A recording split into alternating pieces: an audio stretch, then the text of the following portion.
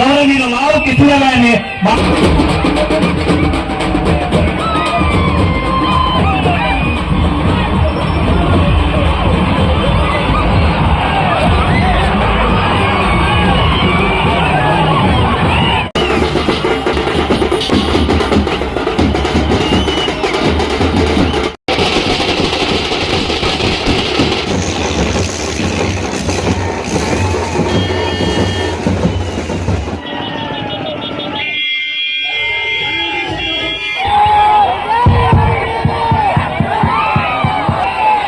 నమస్తే గురజాల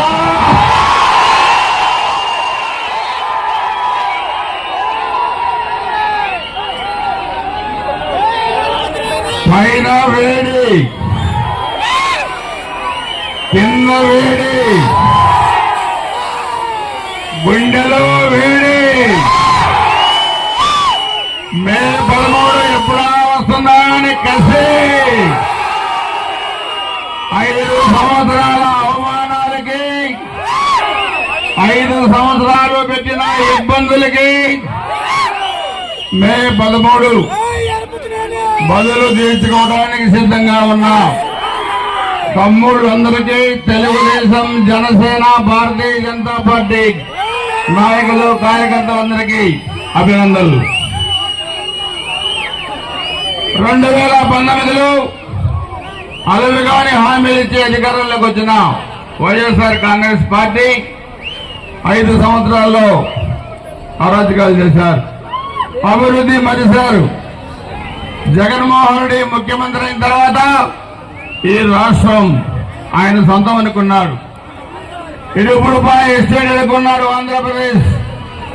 అంబేద్కర్ గారి రాజ్యాంగం కాకుండా వాళ్ళ తాత రాజారెడ్డి రాజ్యాంగాన్ని అమలు చేయాల్సిన పరిస్థితికి వచ్చారు. 20 ఏళ్ళు అధికారంలోకి ఉంటా ఉన్నారు. 5 ఏళ్లలో బాక్సులు ఎన్నికలకు వచ్చినాయి. 13వ తారీఖు ఇంటికి పోయే పరిస్థితికి వచ్చారు. ఆంధ్రప్రదేశ్ లో 175 నియోజకవర్గాల్లో 155 నియోజకవర్గాలు కూటమి గెలుస్తా ఉంది. 25 పార్లమెంట్కి 25. అందరికీ చెప్పేది అభివృద్ధి నీల్, అవినీతి ఫుల్. ఇదే ఈరోజు రాష్ట్రంలో కానీ గుజరాత్లో కానీ జరుగుతా ఉంది. ఈయన వచ్చాడు 2019లో కాసు మహేష్ రెడ్డి. చాలా చాలా పెద్ద పెద్ద మాటలు మాట్లాడాడు. శ్రీనివాసరావు గురించి చాలా పెద్ద పెద్ద విషయాలు చెప్పాడు. శ్రీనివాసరావు అవినీతిని వెలికి చేస్తా ఉన్నారు, జైల్లో వేస్తా ఉన్నారు. ఏసీబీ ఎంక్వైరీ చేశారు, సిఐడి ఎంక్వైరీ చేశారు. 5 సంవత్సరాల్లో వెంట్రుక కూడా పేకలేకపోయారు. అది యనపతినేని శ్రీనివాసరావు ఉన్న దమ్ము, ధైర్యం, నిజాయితీ అని చెప్పి కూడా చెప్తున్నారు. జంగా కృష్ణమూర్తి గారు ఒక సామాన్య కుటుంబం నుంచి వచ్చి బీసీ నాయకుడిగా రాష్ట్ర వ్యాప్తంగా ఎదిగారు. వైఎస్ఆర్ కాంగ్రెస్ పార్టీలో రాష్ట్ర బీసీసీఎల్ అధ్యక్షుడిగా ఉన్నారు, ఎమ్మెల్సీగా ఉన్నారు. కానీ ఆయనకి ఇచ్చిన గౌరవం ఈ కాసుమరెడ్డి ఏంటో మీరు చూశారు. అడుగడుగునా అవమానించారు. చివరికి సొంత గ్రామంలో మీటింగ్ పెట్టుకోలేని పరిస్థితి తీసుకొచ్చారు. జంగా కృష్ణమూర్తి గారు ఉన్న 10 సంవత్సరాలు ఎమ్మెల్యేగా, నేనున్న 15 సంవత్సరాలు, 25 సంవత్సరాలు మేము ఫ్యాక్షన్ రాజకీయాలు చేయలేదు. అభివృద్ధి చేశాం, పేద ప్రజల్ని ఆదుకున్నాం. కానీ కాసుమరెడ్డి వచ్చిన తర్వాత ఈ గురజాల సొంతం అనుకున్నాడు. ఈ గురజాల నీ సొంతం కాదు, ఇది మా పల్నాడు సొంతం అవసరం ఉంది. అందుకే మీరు 11 మంది తమ్ముళ్ళు, 11 మంది తెలుగుదేశం పార్టీ కార్యకర్తల్ని, నాయకుల్ని కూడా చంపారు. 8 మంది పిల్లల్ని చంపారు. చూడండి, వ్యక్తి పొట్టన పెట్టుకున్న 11 మంది ఎస్సీ, ఎస్టీ, బీసీ కాపు నాయకుల్ని కూడా చంపే పరిస్థితి తీసుకొచ్చారు. అదేవిధంగా వీళ్ళు చేసిన అక్రమమైన గుంతల్లో 2 మంది చిన్నారులు చనిపోయారు. 40-50 మందిని కాళ్ళ చేతులు విరగొట్టారు. 3,000 ఎకరాల ప్రభుత్వ భూములు దోచుకున్నారు. తెలంగాణ మద్యం అమ్మారు, తెలంగాణ క్లబ్బులు పెట్టారు, దొంగ నోట్లు తయారు చేశారు. తమ్ముళ్ళు ఆయన అంటాడు, నా ఇంటి పేరు కాసు కానీ నా కాడ కాసులు లేవు అంటారు. ఇది కాసు మహేష్ రెడ్డి చెప్పాలి. సొమ్ము గురజాలది, సోపు నరసరావుపేటది. 500 కోట్ల రూపాయలతోని నరసరావుపేట రెడ్డి కాలేజీలో కడుతున్న షాపింగ్ కాంప్లెక్స్. హైదరాబాద్ గచ్చిబౌలిలో 1000 కోట్లతోని అక్కడ ఒక షాపింగ్ కాంప్లెక్స్. చెప్పాలి, నీ వైసీపీ కార్యకర్తలకి ఎప్పుడన్నా పేదవాళ్ళకి పెళ్ళైనా లేకపోతే ఎవరైనా చనిపోయినా 10,000 రూపాయలు కూడా సహాయం చేయని నువ్వు మరలా ఎమ్మెల్యేగా ఓట్లు అడిగే హక్కు నీకు ఎక్కడిదని అడుగుతున్నావు. అందుకే ఆయన కూడా అంటాడు, ఎలపతిని శ్రీనివాసరావు తొడగొడతాడు, నాకు మేసం ఉంది, నాకు రోషం ఉంది, నేను తొడగొడితే నీకేంటి నష్టం, నేను మేసం చూపితే నీకేంటి నష్టం, నువ్వు కూడా మేసం చెప్పొచ్చు కదా. ఏంటి వినపడ్డారు,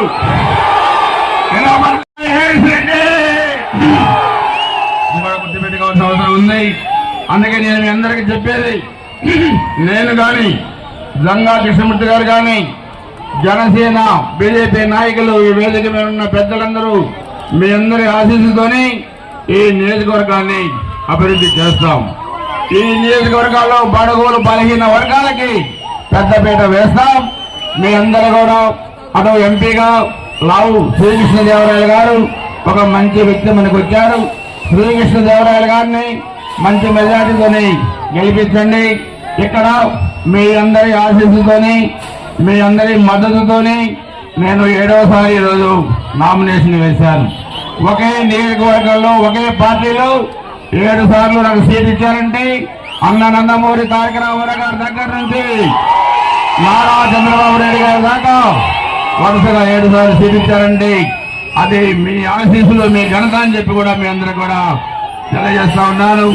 అందుకే ఈ 20 రోజులు మీ అందరూ కూడా 3 పార్టీల కూటమి గట్టిగా పనిచేయండి.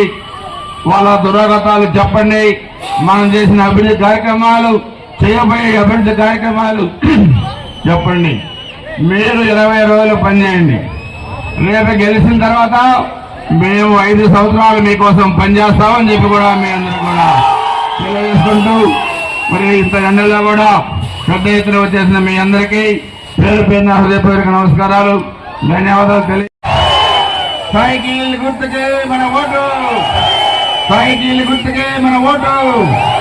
చంద్రబాబు గారి నాయకత్వం, మోడీ గారి నాయకత్వం. జై హింద్. సభకు నమస్కారం. ఈ రోజున గురుగాల నియోజకవర్గంలో మాజీ శాసనసభ్యులు ఎన్డీఏ అభ్యర్థి ఎలపతినేని శ్రీనివాసరావు గారి యొక్క నామినేషన్కి ఇచ్చినటువంటి అశేష ప్రజానీకానికి నా హృదయపూర్వకమైన ధన్యవాదాలు తెలియజేస్తున్నాను. మే 13వ తారీఖున ఈ దేశంలో సార్వత్రిక ఎన్నికలు జరగబోతున్నాయి. పార్లమెంటుకి, అసెంబ్లీకి సంబంధించి దేశవ్యాప్తంగా ఎన్నికలు జరగబోతున్నాయి. ఈ ఎన్నికలు రాష్ట్ర భవిష్యత్తుకి, మన భవిష్యత్తుకి, మన పిల్లల భవిష్యత్తుకి సంబంధించిన ఎన్నికలన్నీ కూడా మీ అందరికీ మనం చేస్తున్నాము. ఈ సందర్భంగా రాష్ట్రానికి సంబంధించి ఆలోచిస్తే ఎన్డీఏ కూటమిగా ఏర్పడి పవన్ కళ్యాణ్ గారు, తెలుగుదేశం పార్టీ, భారతీయ జనతా పార్టీ సంబంధించిన 3 పార్టీలకు సంబంధించి కూడా ఏర్పాటై ఎన్డీఏ కూటమి ఏర్పాటుపై ఈ యొక్క ప్రభుత్వాన్ని దించడం కోసం కూటమిగా ఏర్పడి కూడా మీ అందరికీ మనం చేస్తున్నాము. ఎందుకంటే గురుదాలకు సంబంధించి ఇక్కడ ఉన్నటువంటి ప్రజలందరూ, నాయకులకు సంబంధించి కానీ, కార్యకర్తలకు సంబంధించి కానివ్వండి, గురుదాల ప్రజానీకం మొత్తంగా ఎలపతినేని శ్రీనివాసరావు గారిని 3 పర్యాలు ఎన్నికలు. అదేవిధంగా ఒక పేద వర్గానికి సంబంధించి, ఒక బడుగు వర్గాలకు సంబంధించి, ఒక బీసీ వర్గానికి సంబంధించిన నన్ను కూడా 2 పర్యాయాలు కూడా మీ యొక్క ఆశీస్సులని, మీ యొక్క అండదండని శాసనసభ్యుగా చేయడం జరిగిన విషయం కూడా మీ అందరికీ మనవి చేస్తున్నాను. ఇక్కడ మీకు ఒకటే ప్రశ్న, ఏమిటి ఈ రోజులో గణపతిరేని శ్రీనివాసరావు గారు, దంగా కృష్ణమూర్తి గారు ఇద్దరు కలిసి కూడా నామినేషన్ లో గణపతి శ్రీనివాసరావు వేశారని కూడా మీకు అనుమానం రావచ్చు. మీకు ఒకటే మనవి చేస్తున్నాను, ఈ నియోజకవర్గానికి సంబంధించి నా గురించి కానివ్వండి, గణపతి శ్రీనివాసరావు గురించి కానివ్వండి చెప్పని అవసరం లేదు. ఎందుకంటే మా యొక్క వ్యక్తిత్వాలు కానివ్వండి, మేము ప్రజలతో ఉన్న సంబంధాలు కానివ్వండి, ఈ గురజాల నియోజకవర్గాలకు సంబంధించి చేసిన అభివృద్ధి కానివ్వండి, మీ అందరికీ తెలిసిన విషయాలు కూడా మీ అందరికీ మనం చెప్తున్నాం. ఈ రోజు మనం చూద్దాం, ఈ రోజు జరిగే పరిస్థితి, ఈ నియోజకవర్గంలో శాసనసభ్యుడు చేసే పరిస్థితి ఒక్క తర్వాత ఆలోచించమని కూడా మీ అందరికీ మనవి చేస్తున్నాను. అదేవిధంగా ఈ యొక్క మహేష్ రెడ్డి గారు ఎక్కడి నుంచి వచ్చారు, ఎప్పుడు వచ్చారు, ఎందుకు వచ్చారు, ఏం చేస్తున్నాడు, ఎట్లా పోతాడని కూడా అర్థం చేసుకోవాల్సింది కూడా మీ అందరికీ మనం చేస్తున్నాం. వైఎస్ఆర్ కాంగ్రెస్ పార్టీ పెట్టిన దగ్గర నుండి పెట్టక ముందు నుంచి కూడా నేను ఈ నియోజకవర్గంలో కష్టపడ్డాను.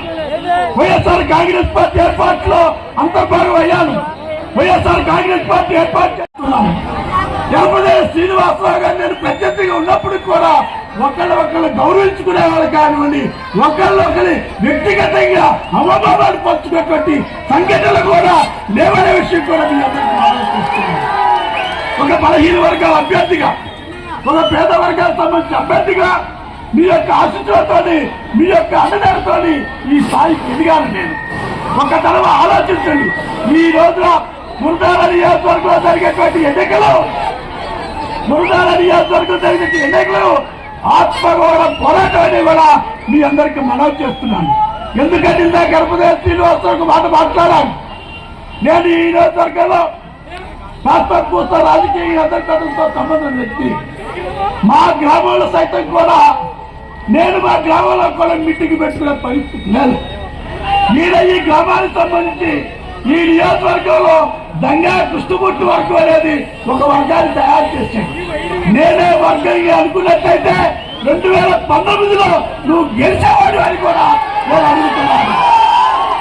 ఆ వర్గం నాతో మాట్లాడే వారికి, నా దగ్గర వచ్చే వారికి ఎన్ని ఇబ్బందులు పెట్టారో, ఎన్ని అవమానాలు పెట్టారో మీకు తెలియదు కాదు. ఒక శాసనసభ్యుడిగా విప్పుకు సంబంధించినటువంటి పదవి ఇస్తే నేను విప్పుగా వచ్చేటప్పుడు, ఆ గ్రామానికి వచ్చేటప్పుడు నేను మీకు తెలుసు ఎవరిని కూడా రావద్దన్నారు.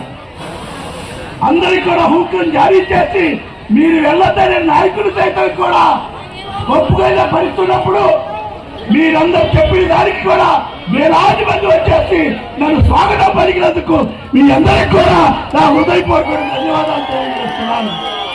అంటే ప్రధానంగా ఇక్కడ నా ఉద్దేశం పదవులు కాదు, పదవులు శాశ్వతం కాదు, అధికారం శాశ్వతం కాదు, డబ్బు శాశ్వతం కాదు. మనం బ్రతికినంత కాలం ప్రజల ప్రతినిధిగా ప్రజలకు ఏం చేశాం, ప్రజలతో ఏమైనా మమేకమయ్యామనేది ప్రధాన విషయం కూడా మీ అందరికీ మనవి చేస్తున్నాను. ఈ రోజు నియోజకవర్గం చూస్తే సంపాదన జయంగా పదవులు ఎట్లా పెట్టుకొని అనేకమైనటువంటి అకృత్యాలకు, అన్యాయాలకు కారణభూతమైనటువంటి మహేష్ రెడ్డి గురజాలలో ఉండితావా, నర్సాపేట పంపిద్దామా అని గురజాల ప్రజలే ఆలోచించమని కూడా మీ అందరికీ మనవి చేస్తున్నారు. నా పోరాటం ఆత్మగౌరవ పోరాటం. పదవుల కోసం నేను రాలేదు. ఆ రోజులో జగన్మోహన్ రెడ్డి గారు పార్టీ పెట్టక ముందు కూడా ఏం జరుగుతుందో జగన్మోహన్ రెడ్డి గారికి జైల్లో ఉంటారో బయటికి వస్తారో తెలియని పరిస్థితిలో కూడా ఆయన బట్టి ప్రయాణం చేశారు. ఆ రోజున ఏ పదవుల కోసం రాలేదు, ఆ రోజునే పెద్దల కోసం రాలేదు. ఈ రాష్ట్ర భవిష్యత్తు బాగుండాలని ఉద్దేశంతో రావడం జరిగింది. కూడా మీ అందరికీ మనం చేస్తుంది. ఈ రోజు జరిగే పోరాటం ఆత్మగౌరవ పోరాటం. ఎస్సీ ఎస్టీ బీసీ మైనార్టీల యొక్క పేద వర్గాల యొక్క ఆత్మగౌరవ పోరాటాన్ని గురుదాల ప్రజలు నిలబెడతారని ఆశిస్తున్నారని కూడా మీ అందరికీ మనవి చేస్తూ రేపు ఎన్నికలు జరగబోతుంది. ఎందుకంటే ఈ రోజు నేను సందోహాలు చూసినప్పుడు కూడా, గ్రామాలు తిరుగుతున్నప్పుడు కూడా అత్యధిక మెజార్టీతో నిలబడ్డనే శ్రీనివాస్ గారు గెలుతారు, గెలిచి తీరుతారనే విషయం కూడా మీ అందరికీ మనవి చేస్తూ రేపు జరిగే ఎన్నికల్లో 8 లక్షల కోట్లకు పైగా అప్పు చేసినటువంటి పరిస్థితి ఉంది. అందుకనే ఇవాళ చంద్రబాబు నాయుడు గారు ప్రవేశపెట్టిన 126 పథకాలని రద్దు చేసినటువంటి చరిత్ర ఇవాళ జగన్మోహన్ రెడ్డి గారు ఉంది. అన్నా క్యాంటీన్లు రద్దు చేసిండు, నిరుద్యోగ భృతి రద్దు చేసిండు, ఇవాళ పెళ్లి కానుకలు రద్దు చేసిండు, పండుగ కానుకలు రద్దు చేసిండు. ఇవాళ అన్ని 126 పథకాలు రద్దు చేసినటువంటి చరిత్ర ఉంది. అందుకనే కమ్మరి కొమ్మరి జాకలి మంగలి ఎరకలి మాల మాదిగ వడ్డెర బలిత లంబాడ పోయ ముదిరాజ పెరిక మేరు కాపు వైద్య యాదవ ఒడ్రంగి నేతాజీ కార్మిక పడుగు బలహీన వర్గాల హక్కులను కాల రాస్తున్నటువంటి చరిత్ర. ఇవాళ దళితుల గురించి చెప్తున్నటువంటి పరిస్థితుల్లో దళితుల 27 పథకాలు రద్దు చేసిండు. దళితుల 12,000 అసైన్డ్ భూములు గుంజుకున్నటువంటి చరిత్ర. దళితులకు సంబంధించినటువంటి 6,000 మందిలో దాడులు జరిపినటువంటి పరిస్థితి. ఇప్పటికీ ఈ రాష్ట్రంలో 64 మంది దళితులని చంపినటువంటి చరిత్ర. వర్ధిల్లాలి పవన్ కళ్యాణ్ గారి నాయకత్వం, వర్ధిల్లాలి పవన్ కళ్యాణ్ గారి నాయకత్వం.